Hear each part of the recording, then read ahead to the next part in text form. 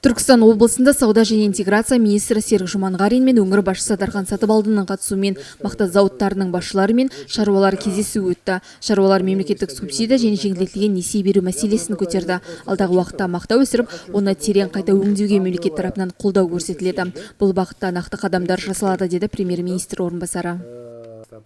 Это первый пункт дорожной карты, это реализация. Түркістан мақта өсіретін жалғыз өңір болғандықтан мақта кластерін дамытуға күш салынуы заңдылық. Бұл тұста үкімет тарапынан барынша қолдау көрсетіледі. Жергілікті атқарушы билік органдары үшін бұл бағытта барынша дамыту, халықаралық нарыққа шығу маңызды. Алдағы 5 жылда облыста мақта кластерін дамыту мақсатында Мақтаарал, Ордабасы, Сауран, Шардара, Жетісай аудандарында 12 тоқыма тігін фабрикаларын ашу жоспарланып отыр. Нәтижесінде мақта талшығын терең қайта өңдеу көлемін 17 мың тоннадан 66 мың тоннаға ұлғайту көзделген. Қазір крестьяндар өздері төлеу керек, а потом біз крестьяндарға төлеп беру керек. А крестьяндар первоначально ақшасы жоқ. Вся проблема сода.